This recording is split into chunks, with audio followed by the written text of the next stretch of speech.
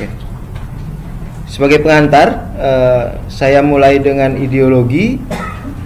Jadi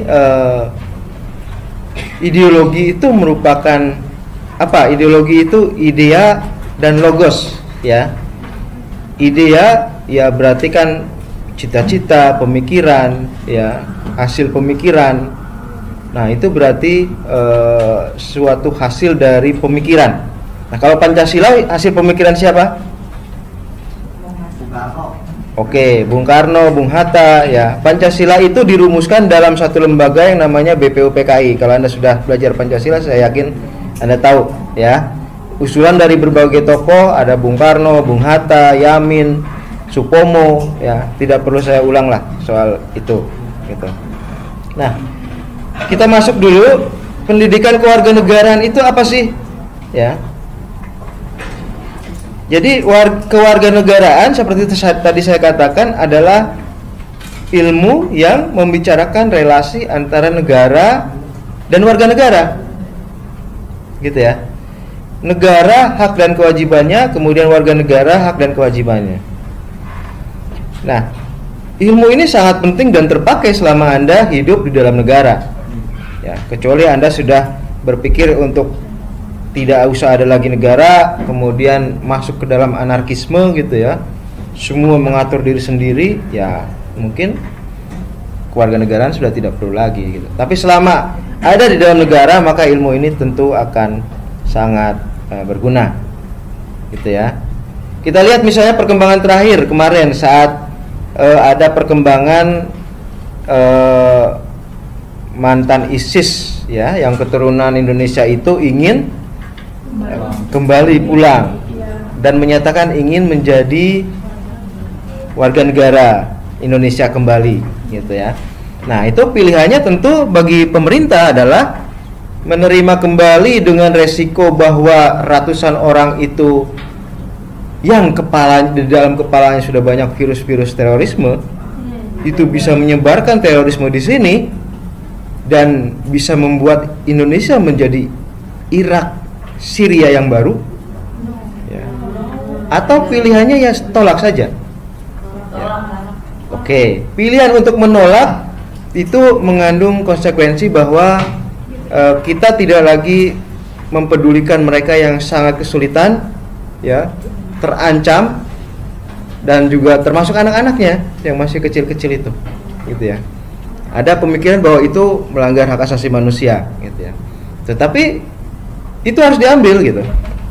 Mau mengedepankan keselamatan negara atau ya mengambil resiko demi hak asasi manusia, menerima kembali mereka, tetapi tentu setelah menerima ya harus dilokalisir dulu, harus dikarantina dulu, harus kembali di harus cuci otaknya lagi, ya. Karena mereka memang otaknya sudah dicuci menjadi otak teroris kan, gitu. Nah, dan tidak mudah untuk mengembalikan itu menjadi kesadaran bernegara seperti sebelumnya, gitu. Dan pemerintah sudah memutuskan untuk tidak menerima kembali, gitu ya. Artinya ya dengan segala keprihatinan kita, ya sudah kita biarkan mereka di sana. Kita doakan saja supaya selamat, gitu ya. Semoga supaya kemudian mampu hidup dengan baik di sana, karena toh ISIS-nya kan tidak ada. Mereka juga tidak akan menjadi ISIS lagi karena ISIS-nya toh sudah tidak ada. Artinya mungkin bisa juga menjadi warga negara di sana atau mungkin di mana, gitu ya. Ya, itu resiko dari quote unquote pengkhianatan mereka terhadap republik ini, gitu ya, dengan membakar paspor, dengan membakar kartu KTP, gitu kan. Itu artinya kan sudah deklarasi bahwa kami bukan lagi warga negara Indonesia, gitu. Ya, artinya buat pemerintah mereka itu warga negara asing yang mantan warga negara Indonesia, gitu ya. Jadi kalaupun kita tolak ya tidak apa-apa, itu demi keselamatan negara dan bangsa. Ada yang tanyakan? Oke, kemudian kewarganegaraan juga. Nah, ini berbeda perlakuan dengan warga negara Indonesia yang terjebak di Wuhan kemarin, ya kan? Dengan segala biaya, kemudian dijemput, kemudian katakanlah di quote unquote tadi karantina itu, ya kan? Termasuk yang mereka yang bekerja di kapal pesiar itu, ya, diambil. Sekarang kan sudah sampai di Kepulauan Seribu, ya kan, dan sudah dikarantina di sana dengan 600-an orang terjun ke sana, dan tentu miliaran rupiah habis. Ya, tapi ini demi keselamatan warga negara, gitu. Berapapun biayanya memang harus dikucurkan, ya. Oke, kemudian kewarganegaraan juga ilmu yang membicarakan hak dan kewajiban warga negara. Ya, haknya apa, kewajibannya apa, gitu ya. Jadi kalau mereka sudah mendeklarasikan keluar dari warga negara Indonesia, ya mereka kehilangan hak dan juga tidak punya lagi kewajiban setelah itu. Oke, nanti juga akan dibicarakan tentang ius sanguinis, ius soli, apa itu, gitu ya. Bagaimana di Indonesia, bagaimana di Amerika, gitu ya. Bagaimana kalau bayi itu lahir di Amerika dari katakanlah ibunya orang Indonesia, suaminya bule, gitu ya. Dia warga negara mana jadinya, gitu. Nanti kita akan bahas. Bagaimana kalau orang bule menikah dengan orang Indonesia, anaknya lahir di Jakarta misalnya, terus seperti apa? Gitu. Nanti kita akan bahas. Nah, itu ilmu tentang kewarganegaraan. Kewarganegaraan juga bertujuan membangun nasionalisme. Ya. Apa itu nasionalisme? Ya. Ada yang tahu tentang nasionalisme? Cinta tanah air, ya. Kesadaran bahwa kita adalah warga negara, gitu ya. Kalau orang Indonesia ya warga negara Indonesia, gitu ya. Kalau kata Nurholis Majid, tahu siapa Nurholis Majid? Tahu ya, mahasiswa sini tentu harus tahu, ya. Kata Nurholis Majid, nasionalisme itu pada dasarnya dalam sejarah Indonesia itu terbagi dua.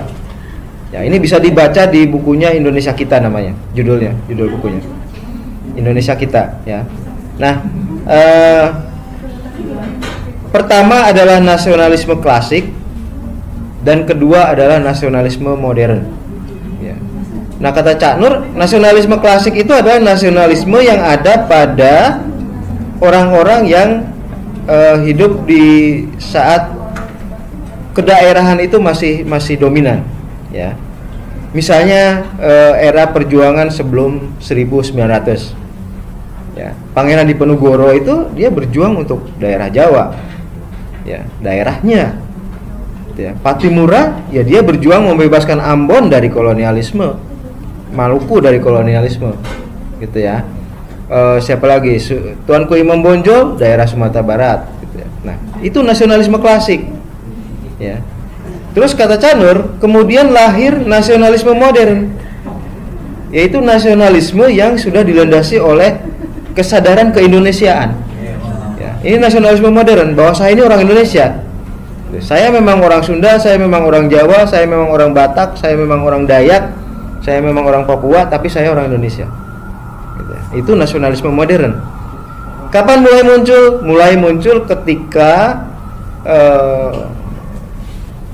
Belanda meluncurkan politik etis. Ya. Politik etis itu merupakan desakan dari intelektual Belanda di Amsterdam, di Belanda sana, bahwa pemerintah kolonial Belanda itu sudah mengeruk sumber daya alam luar biasa, mendapatkan keuntungan sehingga Belanda itu hidup makmur. Maka adalah kewajiban pemerintah kolonial dan juga pemerintahan Belanda, ya, Ratu Belanda, untuk memberikan manfaat bagi pribumi, gitu ya, bagi pribumi. Nah, sejak saat itu kan dibangun sekolah, ya kan, sekolah rakyat. Nah, dengan adanya sekolah yang dibangun Belanda, ternyata muncul kesadaran keindonesiaan, gitu. Jadi ide Belanda yang justru memunculkan nasionalisme keindonesiaan. Ya. Nah, itu kemudian lebih teramplifikasi lagi oleh tokoh-tokoh yang mengenyam pendidikan Barat di Belanda sana, gitu ya. Banyak lah. Ya, kemudian bergabung dengan tokoh di sini, ya, tokoh-tokoh nasional itu, dan mencapai puncaknya itu pada 28 Oktober tahun 1928, yaitu apa? Sumpah Pemuda. Ya, Sumpah Pemuda itu puncak dari kesadaran nasionalisme itu, gitu ya. Saya berbangsa satu, bertanah air satu, berbahasa satu, gitu ya. Nah, 17 tahun setelah itu kita berhasil merdeka, gitu ya. 17 tahun dari tahun 28 itu dengan semangat nasionalisme modernnya kita berhasil merdeka. Itu proses ke arah kemerdekaan kita, gitu ya. Tentu banyak sekali warna kehidupan relasi antara Belanda, Indo dengan pribumi yang berubah, gitu ya. Kalau Anda lihat film Bumi Manusia misalnya, lihat film Bumi Manusia itu, nah itu kan terlihat bedanya antara Belanda totok gitu ya dengan Indo dengan pribumi yang tidak bisa disatukan gitu. Itu di awal-awal kira-kira 1900-an. Kalau Anda baca bukunya jauh lebih hebat lagi gitu ya dari filmnya, meskipun filmnya sudah bagus. Filmnya sudah bagus, diperankan oleh tokoh-tokoh yang pas gitu ya. Pemeran Annelies misalnya siapa? Mawar de Jong, ya kan? Itu cocok lah sebagai Annelies. Meskipun di bukunya Annelies itu jauh lebih cantik. Kalau menurut saya ya, saya sudah baca bukunya. Annelies di bukunya Pramudianantatur, ya Mawar de Jong ya cantik ya kan? Tapi kok Annelies di bukunya itu jauh lebih cantik. Artinya penggambarannya sudah lebih baik gitu. Tetapi penggambaran relasi antara Belanda, Indo ya, seperti Annelies kakaknya Melema ya kan, itu kan Indo ya kan, kemudian pribumi itu sudah relatif tergambar dengan baik. Nah itu perkembangan nasionalisme. Terus kata Bung Karno, kemerdekaan itu adalah jembatan emas. Jembatan emas untuk apa? Untuk mewujudkan masyarakat yang adil, makmur, sejahtera, berkeadilan sosial gitu ya. Nah, tentu untuk menciptakan itu nasionalisme pun harus terus dipupuk gitu ya. Nasionalisme itu baik, itu akan memunculkan kekuatan untuk negara. Kenapa? Karena nanti seluruh sumber daya itu akan bergerak masing-masing dalam bidangnya, tetapi semuanya memperkuat negara. Berbeda kalau nasionalismenya sudah tidak ada, maka centang perenang, maka kemudian akan mencari hidupnya masing-masing gitu ya. Apa yang terjadi di bangsa Cina misalnya, mereka hidupnya di seluruh dunia.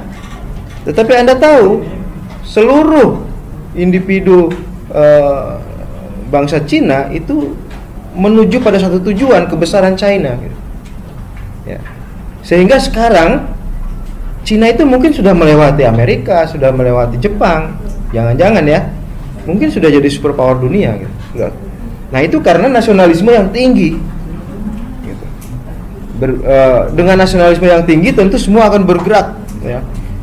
Kalau dulu perang militer, sekarang kan sudah perang nirmiliter yang lebih dominan ya. Apa perang nirmiliter? Perang ekonomi, perang seni budaya. Jadi kalau Anda ke pasar, seluruh barang-barang di pasar bahkan sampai ke peniti bukan produksi Indonesia lagi, tapi sudah produksi Cina misalnya, kita sudah kalah perang gitu ya. Itu perang nirmiliter. Kalau di televisi itu lebih didominasi oleh budaya asing, seni asing, K-pop lah apalah gitu. Sementara seni budaya sendiri sudah tidak terlihat lagi, itu artinya kita sudah kalah perang. Jadi definisi perang di kepala kita harus dirubah. Perang itu bukan berarti tembak-tembakan, bukan berarti luncurkan bom, tidak. Tetapi bagaimana menancapkan pengaruh ekonomi, pengaruh budaya ya. Pada saat itu sudah tersebar di mana-mana, itu berarti sudah menang perang global itu. Di mana perang global sekarang ya perang nirmiliter gitu. Bagaimana data informasi itu dikuasai ya.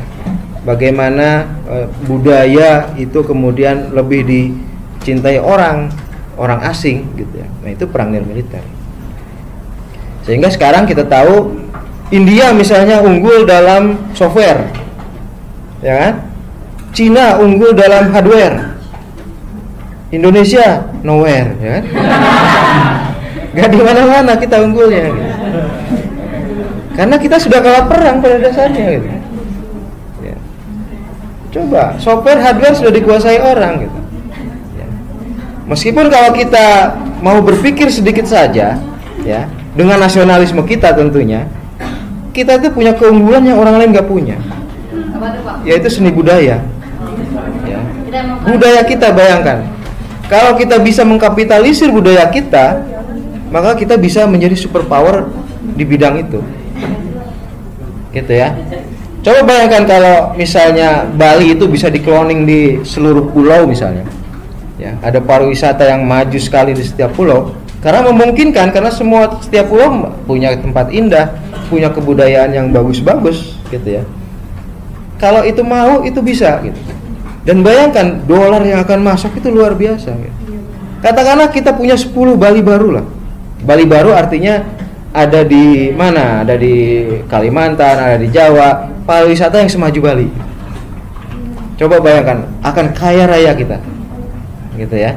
Karena itu kembali ke Cak Nur, kata Cak Nur, keragaman itu merupakan kekayaan. Ya. Kalau kita ke Bali, kita ke Jawa, kita ke Sunda, kita ke Sumatera, kita akan menemukan yang lain, beda gitu loh. Karena kita ini kaya, ragam. Nah, keragaman itu, kata Cak Nur, bisa menjadi kekayaan kalau kita bisa mengkapitalisirnya dan kita bisa menjadi masyarakat yang sejahtera, bahkan superpower. Tapi Cak Nur juga mengingatkan, kalau itu tidak dikelola dengan baik, keragaman itu justru akan menjadi kerawanan. Keragaman yang kita miliki justru akan menjadi kerawanan. Kenapa? Karena dengan perbedaan itu, kita akan melihat orang lain itu beda. Itu bukan saya, gitu. Ya. Kalau ada kesalahpahaman sedikit, muncul konflik, ya kan? Kita lihat, misalnya pernah konflik di Ambon, di Poso, ya, di Sambas, dan banyak lagi, dan serem sekali konfliknya. Padahal itu biasa diawali oleh hal kecil aja, soal ekonomi, gitu. Ya, soal ekonomi, tapi kemudian dimanfaatkan oleh orang-orang nggak bertanggung jawab, oleh provokator, untuk kemudian ya memunculkan letupan itu. Masih panjang kan? Oke. Lanjut ya.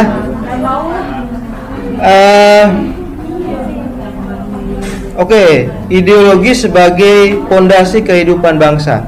Ya. Jadi Ketua BPUPKI ketika memulai sidang tahun 45 dulu, itu memulainya dengan pertanyaan, apa dasar negara yang akan kita bentuk ini? Gitu ya. Wajar kan? Kalau orang bangun rumah kan dasarnya dulu. Mau gimana nih? Kamarnya ada berapa? Ada segala macam, gitu ya. Pertanyaan Dr. Rajiman ini, Ketua BPUPKI, kemudian dijawab oleh para tokoh, gitu ya. Supomo misalnya lebih menjelaskan soal bentuk negara totaliter, bentuk negara kekeluargaan dan lain sebagainya, ya. Tapi kemudian yang paling mendekati konsep Pancasila sekarang adalah Bung Karno, gitu ya. Bung Karno dan juga Muhammad Yamin, gitu. Nah, lahirlah Pancasila seperti sekarang, gitu ya. Kalau kita lihat Pancasila itu sudah lengkap sebenarnya. Jadi pertama dari vertikalnya dulu, ketuhanan yang maha esa, kemudian manusia yang paling luas, kemanusiaan yang adil dan beradab. Ini kalau saya lihat ya, ini penglihatan saya. Jadi vertikal dulu, kalau kata Islam hablum minallahnya dulu, kemudian hablum minannas yang paling besarnya, ya, kemanusiaan. Kemudian skup kita kebangsaan, ya, persatuan Indonesia. Kemudian setelah itu baru ke mekanisme politik di dalamnya. Sila keempat tentang politik, demokrasi Pancasila. Kemudian sila kelima tentang ekonominya, keadilan sosial. Nah, kenapa politik dan ekonomi? Karena kata Bung Karno, demokrasi yang kita buat itu bukan demokrasi ala Prancis, bukan demokrasi ala Jerman, bukan demokrasi ala Inggris, tetapi demokrasi khas Indonesia, yaitu demokrasi yang memberi hidup. Ya, demokrasi yang memikirkan, kata Bung Karno, keberesan negeri dan keberesan rezeki, gitu. Jadi tidak hanya mengatur struktur politik, tetapi juga keberesan rezeki dari warganya. Karena itu Kemudian demokrasi yang diambil itu kata Bung Karno adalah sosiodemokrasi namanya. Ya. Sosiodemokrasi. Jadi Pancasila 5 kalau diperas menjadi 3 menjadi ketuhanan yang Maha Esa, kemudian nasionalisme dan sosiodemokrasi gitu ya. Sila 1, nasionalisme itu gabungan dari sila 2 dan sila 3. Kemudian sosiodemokrasi itu sila 4 dan sila 5. Gitu. Jadi demokrasi kita itu demokrasi yang mencari keberesan negeri dan keberesan rezeki. Memperebutkan kekuasaan tetapi juga mengupayakan keberesan rezeki rakyat kita. Makanya sila kelimanya kan keadilan sosial. Gitu ya. Keadilan sosial gitu. Nah, kalau dilihat dari situ berarti kita tidak menganut liberalisme. Ya, karena liberalisme itu tidak mengindahkan keadilan sosial. Liberalisme itu kan individu. Yang penting kesempatannya sama. Gitu ya. Soal nanti kesempatan itu dimanfaatkan oleh orang yang punya sumber daya yang lebih besar dan menghasilkan ketimpangan sosial, liberalisme tidak mau tahu soal itu. Gitu ya. Dan kita juga bukan komunisme. Komunisme itu kan komunitariat. Jadi tidak ada hak individu di situ. Semuanya komunitariat, ya, komunitarian. Nah, kita bukan komunisme. Karena kita juga menghargai individu, ya, meskipun tidak, kita juga mempertimbangkan kolektivitas, kebersamaan, gitu ya. Dan kita juga pro pasar. Ingat, Pancasila itu pro pasar. Pancasila itu memberi kebebasan, kesempatan kepada seluruh warga negara untuk maju, ya, untuk kaya sekaya-kayanya, gitu ya. Jadi tidak haram di Republik ini kalau Anda mengejar kekayaan sebesar-besarnya. Boleh, karena kita bukan negara komunis. Tetapi ingat, kita bukan negara liberal dalam arti bahwa semakin kaya Anda, maka kontribusi Anda bagi sosial, bagi negara itu harus semakin besar. Gitu ya. Anda boleh punya Lamborghini, Anda boleh punya Ferrari, Anda boleh punya 10, 100 mobil sekalipun. Tetapi mobil kedua pajaknya harus lebih besar dari mobil pertama, mobil ketiga harus lebih besar lagi, mobil keempat harus lebih besar lagi. Karena semakin kaya Anda, kontribusi Anda untuk rakyat harus semakin besar. Itu negara Pancasila gitu ya. Artinya keadilan sosial itu sangat diperhatikan di samping kebebasan individu gitu. Oke, itu kira-kira sekilas tentang Pancasila. Kita masuk ke Karl Marx. Di range paling kiri itu ada komunisme, ada sosialisme, ya. Dan kalau bicara soal sosialisme dan komunisme, itu kiblatnya adalah Karl Marx. Ya. Komunisme di Uni Soviet itu adalah Marxisme, Leninisme. Marxisme yang dipraktekkan oleh Lenin. Ya. Komunisme di Cina adalah Marxisme, Maoisme. Marxisme yang dipraktekkan oleh Mao Zedong. Dan sosialisme di Indonesia yang disebut oleh Bung Karno sebagai Marhainisme itu mungkin bisa ditafsirkan secara bebas sebagai Marxisme Soekarnoisme. Ya, karena memang tokoh-tokoh tahun 45 itu semuanya aliran sosialis. Ya, tidak ada yang liberal. Para pejuang bangsa itu tidak ada yang liberal pemikirannya. Semuanya sosialis. Ada yang tahu kenapa penyebabnya? Penyebabnya adalah karena ratusan tahun kita menderita. Bangsa kita ratusan tahun menderita. Menderita apa? Dijajah oleh Belanda. Ya kan? Nah, Belanda sampai menjajah, mencari daerah-daerah jajahan itu karena semangat kapitalisme liberalisme, mencari keuntungan sebesar-besarnya gitu. Ya. Jadi moral dari kapitalisme liberalisme kan laba sebesar-besarnya, keuntungan sebesar-besarnya. Gitu loh. Itu yang mendorong perusahaan-perusahaan Belanda kemudian menyebar ke seluruh dunia, berdagang, Dan di Indonesia VOC itu tidak hanya berdagang, dia melihat kalau dikuasai secara politik maka keuntungannya akan jauh lebih besar, maka dikuasailah, mulailah kolonialisme. Gitu ya. Jadi para founding fathers, para pejuang bangsa dulu melihat bahwa penjajahan yang membuat bangsa Indonesia menderita ratusan tahun itu dilandasi oleh semangat liberalisme kapitalisme. Gitu, semangat keserakahan, ingin untung sebesar-besarnya. Makanya negara Belanda kan kaya raya. Gitu. Kaya rayanya ya dari cengkeh, dari Maluku, rempah-rempah, segala macam. Gitu. Ya, jadi kesejahteraan yang dinikmati bahkan sampai sekarang itu sebenarnya kita yang buat gitu. Dengan penderitaan kakek kita, nenek kita, mungkin kakeknya kakek kita gitu. Ya, mereka menanam cengkeh, cengkehnya diambil. Mereka, seperti itulah. Karena itu para founding father itu sangat antipati dengan liberalisme kapitalisme. Karena itu yang membuat menderita seluruh bangsa kita waktu itu.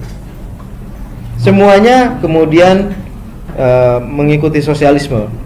Sosialisme itu lebih memprioritaskan kebersamaan dibanding individu. Ya, terlihat dari filsafat orang Jawa misalnya. Orang Jawa itu kan yang penting harmonis masyarakatnya gitu ya.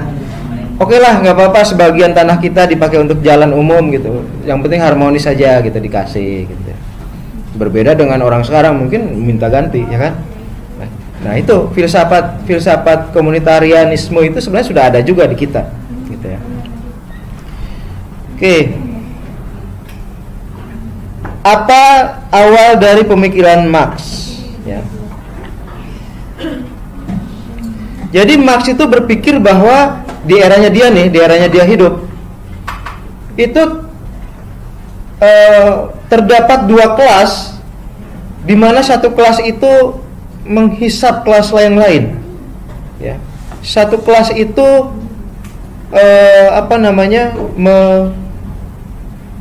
merugikan kelas yang lain, yaitu kelas bourgeois ya, kelas pengusaha. Bourgeois itu kelas pemilik modal gitu ya. Jadi kalau Anda punya uang bikin pabrik gitu ya, bikin perusahaan, Anda kelas bourgeois ya. Nah, di sisi lain ada kelas proletar. Proletar itu adalah kelas yang sebenarnya nggak punya sumber daya, tetapi dia hanya punya tenaga. Dengan tenaga itu dia bisa menghidupi dirinya gitu ya. Kelas buruh gitu ya. Nah, itu diterjemahkan di Uni Soviet waktu Lenin itu kelas buruh, tetapi di Cina karena kebanyakan itu petani, maka kelas petani itu yang menjadi kelas proletarnya gitu.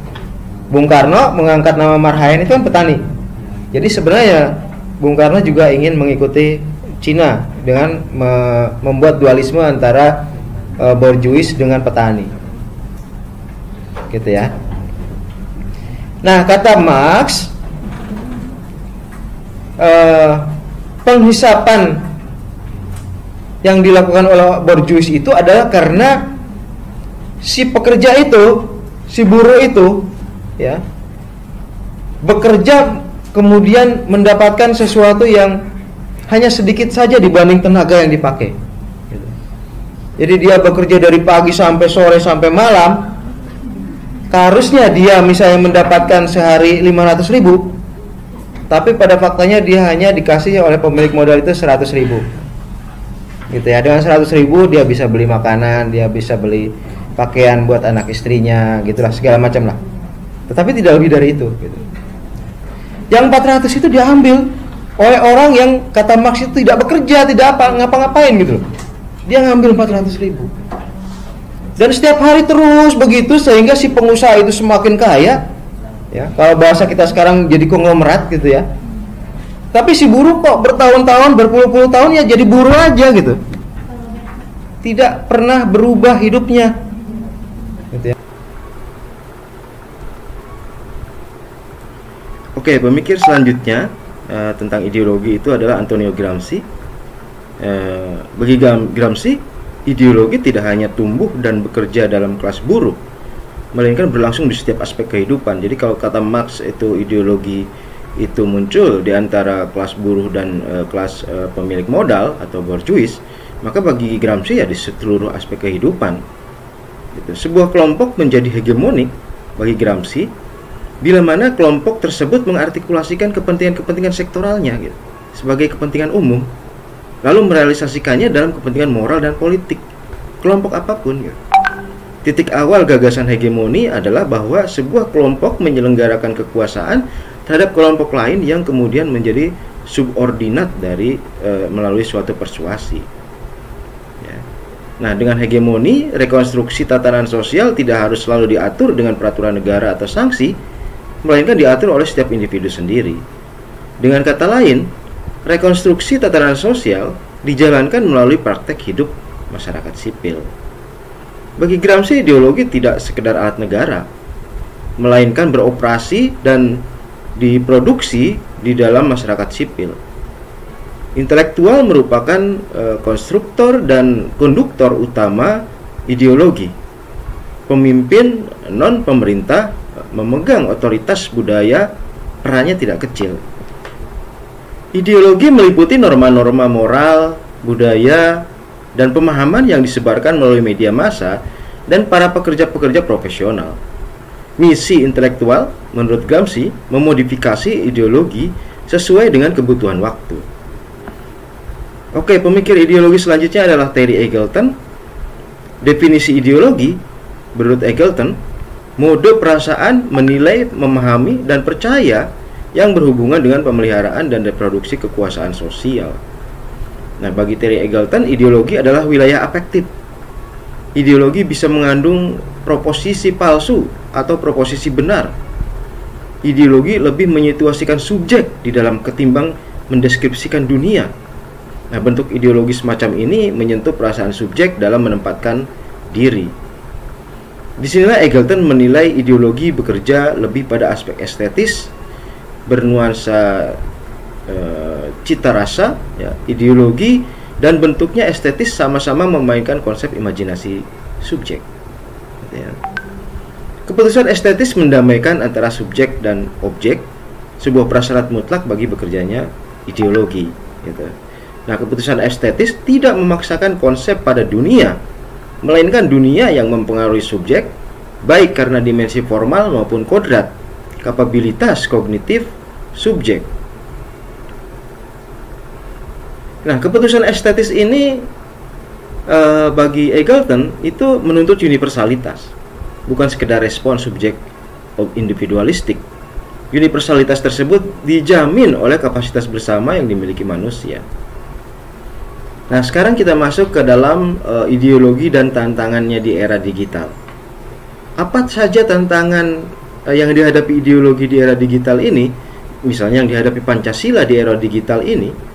Nah, Pancasila berhadapan dengan perilaku-perilaku individual di era digital. Misalnya, perilaku yang mudah sekali men-share video, berita gitu ya. Padahal berita tersebut itu hoax gitu. Jadi tantangan pertama Pancasila di era digital itu adalah hoax. Ya. Hoax ini bisa berbahaya bagi pemahaman kita tentang ideologi negara, bagi pemahaman kita tentang Pancasila. Gitu. Bagaimana misalnya hoax itu mendegradasi pemahaman kita tentang Pancasila dengan berita-berita misalnya terkait dengan bagaimana hebatnya ideologi lain itu mengatur suatu masyarakat sehingga masyarakat tersebut menjadi maju, sementara Pancasila begini-begini saja begitu. Itu juga termasuk hoax yang bisa mendegradasi pemahaman kita akan ideologi Pancasila. Kemudian era digital sekarang ini itu merupakan era yang di mana orang tunggang langgang gitu mengejar tujuannya masing-masing. Kalau kata Anthony Giddens, era digital ini kan seperti ada juggernaut begitu di atas bukit. Anda tahu juggernaut? Juggernaut itu kendaraan proyek yang bannya saja sebesar rumah gitu kan. Nah, juggernaut itu dilepas dari atas dan kemudian orang berlarian tunggang langgang untuk menghindari juggernaut itu. Itu kira-kira era masyarakat digital. Gitu.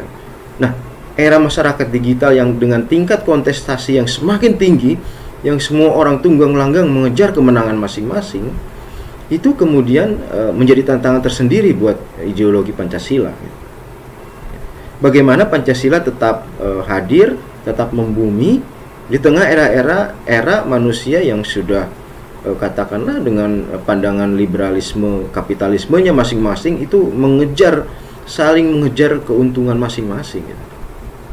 Ini tantangan Pancasila atau tantangan ideologi Pancasila di era digital. Bagaimana Pancasila bisa survive ya di era yang penuh dengan kontestasi ini. Gitu. Kemudian tantangan selanjutnya bagi Pancasila adalah ketimpangan sosial. Nah, sila kelima Pancasila kan keadilan sosial bagi seluruh Indonesia. Realitasnya sekarang adalah ketimpangan sosial di seluruh Indonesia. Gitu. Nah, tentu ini merupakan tantangan bagi Pancasila. Bagaimana ketimpangan sosial itu bisa dikurangi dan kemudian keadilan sosial bisa terwujud di dalam kehidupan bernegara. Dan kemudian keempat, pengaruh ideologi luar yang semakin mudah masuk gitu, apalagi era hoax ya kan, banyaknya hoax, sosmed begitu ya, sosmed yang dipenuhi hoax, kemudian era yang semakin cepat begitu. Nah, ideologi luar pun lebih mudah masuk, berbagai ideologi lah, liberalisme, komunisme, sosialisme, sampai ke ideologi Islam yang tentu saja akan lebih mudah masuk di tengah masyarakat Indonesia yang mayoritas beragama Islam. Ini merupakan tantangan bagi ideologi Pancasila. Apakah Pancasila mampu bertahan gitu di era di mana berbagai tantangan ini muncul? Ya, ada hoax, ada kontestasi yang tinggi, ada ketimpangan sosial, kemudian ideologi yang semakin menyeruak masuk gitu, ingin dipeluk oleh masyarakat Indonesia.